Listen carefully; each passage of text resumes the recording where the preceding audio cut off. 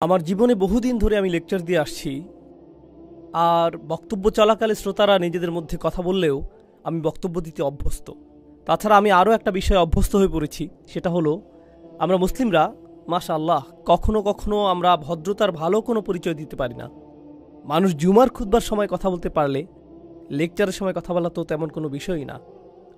তবে একটা কৌশল আছে যা হয়তো আপনাদের উপকারে আসতে পারে। আপনি যখন কাউকে অযথা কথা বলতে দেখবেন তাদের দিকে তাকাবেন। আপনি কাউকে অযথা কথা বলতে দেখলে শুধু তাদের দিকে তাকাবেন। বোনেরা, আপনাদের স্বামীরা দেরি করে বাসায় ফিরলে আপনারা যেভাবে তাকান ঠিক সেভাবে তাকিয়ে থাকবেন। আপনারা এভাবে তাকানোতে অভ্যস্ত। ভাইয়েরা, আপনারা হাস্যকর কিছু দেখলে যেভাবে তাকান সেভাবে তাকাবেন। আপনি দেখবেন খুব তাড়াতাড়ি সব শান্ত হয়ে গেছে। বিশেষ করে বোনদের দিক থেকে আমি অন্তত 1000 বার দেখেছি। এটা আসলেই ভালো কাজ করে।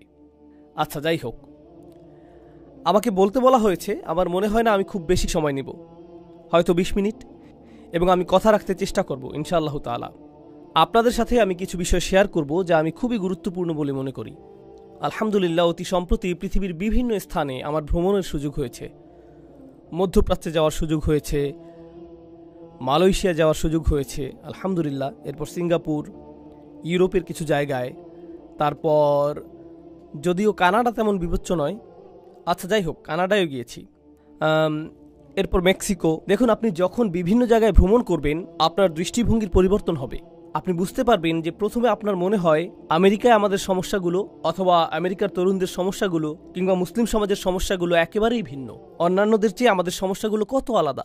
কিন্তু আপনি যখন বিভিন্ন দেশে ভ্রমণ করবেন আপনি বুঝতে পারবেন যে হ্যাঁ, সমস্যাগুলোর মধ্যে ভিন্নতা ঠিকই আছে, কিন্তু প্রকৃতপক্ষে মানবজাতি হিসেবে বিভিন্নভাবে আমরা একই সমস্যায় ভুগছি।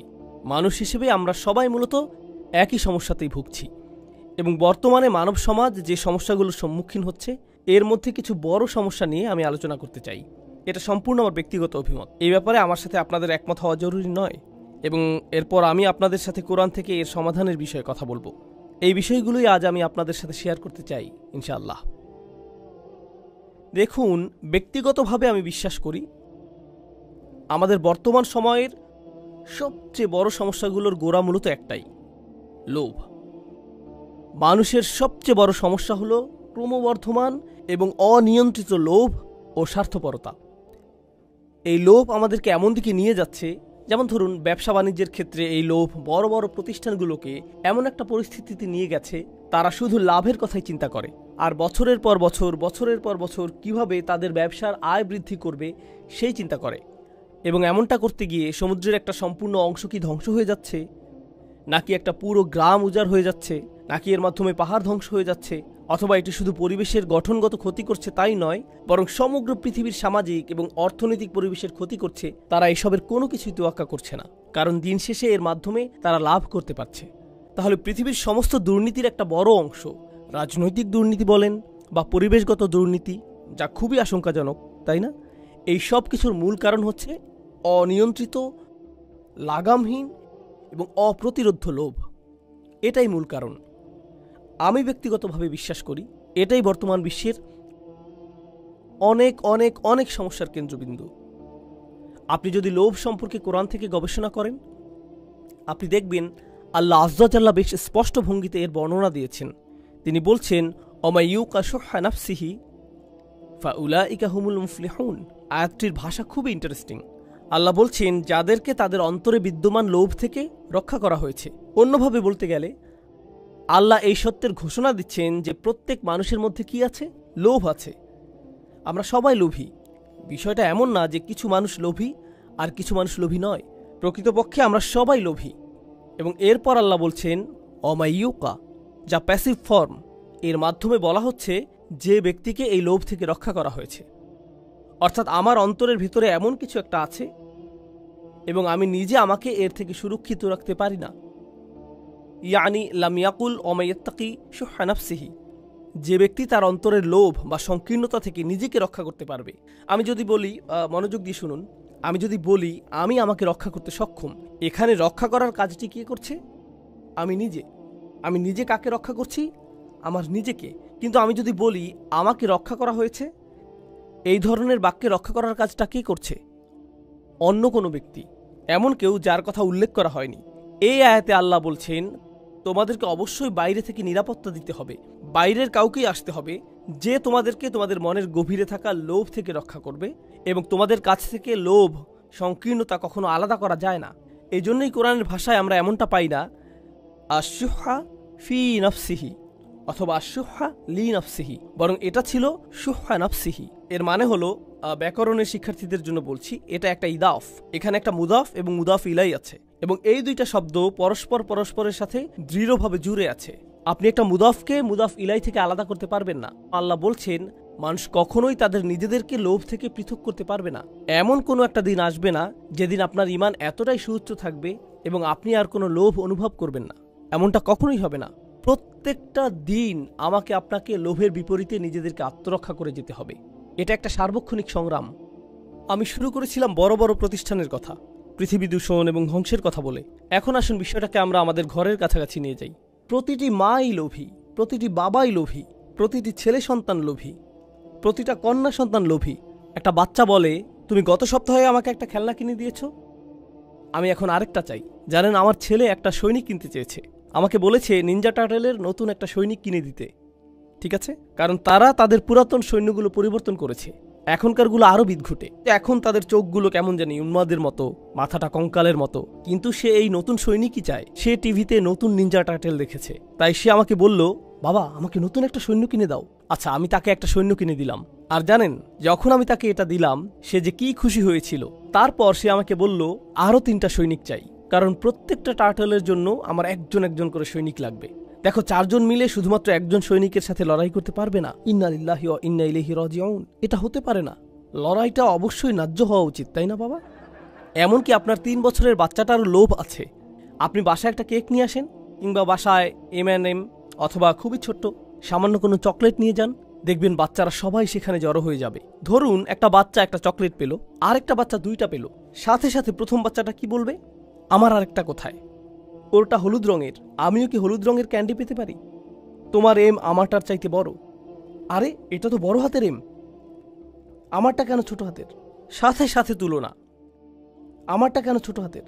সুতরাং আপনি যেটা বুঝতে পারবেন, ধরুন আপনি যদি তাদেরকে প্রশ্ন করেন, যদি সে 2টা খায় আর তুমি একটা খাও, তাহলে তোমারটার স্বাদ কি কমে যাবে? সে কি তোমার খুশির কোনো অংশ কোনোভাবে কেড়ে নিচ্ছে? কারো কাছে কোনো কিছু আছে জানলেই আমরা ভাবি, এটা আমার চাই। লোভের ক্ষেত্রে সবচেয়ে অদ্ভুত ব্যাপারটা কি জানেন? একটা বাচ্চা বসে আছে, তার আশেপাশে সব খেলনা, সে কিন্তু এগুলো দিয়ে খেলছে না। এরই মধ্যে তার ভাই এসে শুধু খেলনাগুলোর দিকে তাকালো। সাথে সাথে বাচ্চাটা কি করে?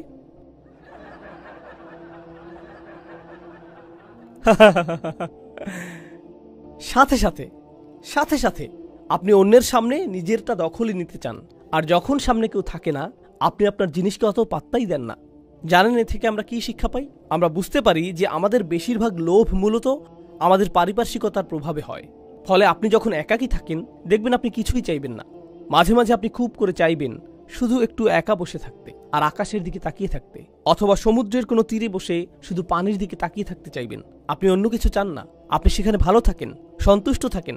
কিন্তু আপনি যখন লোকালয়ে বের হন আর খুব সুন্দর একটা গাড়ি দেখেন, যখন অনেক সুন্দর কোনো এলাকা দেখেন, বড় কোনো বাড়ি দেখেন, যখন আপনি অন্য কোনো শহরে ভ্রমণ করেন যেখানকার আবহাওয়া ডালাসের চাইতে অনেক অনেক ভালো এবং যেটা পাওয়া খুব একটা কঠিন কাজও না, তখন সাথে সাথে আপনার কেমন লাগে? ও, আমার এটা চাই, এটা চাই আমার। এই লোভ শুধুমাত্র পৃথিবীকেই কলুষিত করে না, বরং পরিবারগুলোকেও কলুষিত করে।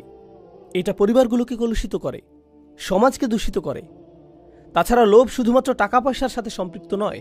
লোভ হলো জীবনের সব কিছুতে আপনার পাওনা অংশের চেয়ে বেশি কিছু চাওয়া। আপনি যদি ভাইস প্রেসিডেন্ট হন, আপনি প্রেসিডেন্ট হতে চান। আপনি সহকারী শিক্ষক হলে অধ্যক্ষ হতে চান। আপনি অধ্যক্ষ হয়ে থাকলে আরও বড় প্রতিষ্ঠানের অধ্যক্ষ হতে চান।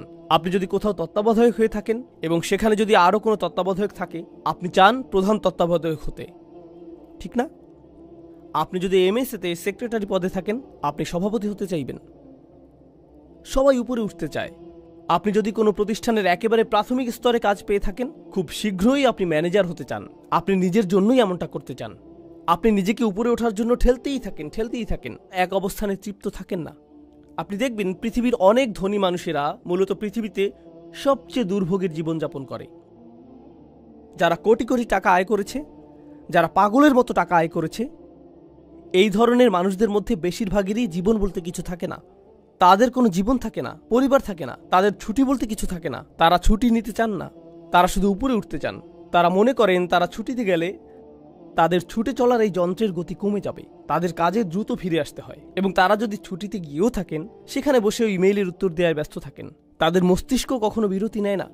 লোভ আপনার সাথে এমনটাই করে থাকে, আপনাকে একটা দুর্ভোগের জীবন উপহার দিতে পারে। যেভাবে লোভের ফলে পৃথিবী দুর্ভোগের শিকার হচ্ছে, প্রত্যেকটা মানুষ ওইভাবে ভুগছে, এর ফল ভুগছে, দুর্ভোগে ভুগছে। তরুণ প্রজন্মের কিসের লোভ হয় বলুন তো? তরুণদের একটা চাহিদা হলো, দেখুন একটা সময় আমরা সবাই তরুণ ছিলাম, সেই সময়টা কোনো যুগেই পরিবর্তন হয় না। আমি বুঝি না এখন কিসের চল চলছে, আমি জানি না এগুলো, কারণ এখন আমার বয়স হয়েছে, আমি বুঝি না এসব। আমাদের মুরব্বীরাও কিন্তু আমাদেরকে বুঝেন না, তাহলে তারা কিভাবে এখনকার কিশোর আর তরুণদের বুঝবেন?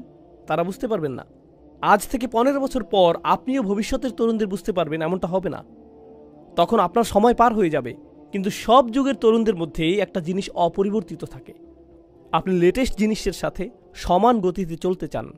হতে পারে এটা কোনো গ্যাজেট, অথবা কোনো অ্যাপ, নতুন কোনো ডিজাইনের কাপড় হতে পারে, অথবা কোনো পরিভাষা, অথবা ধরুন নতুন কোনো সামাজিক চর্চাও হতে পারে।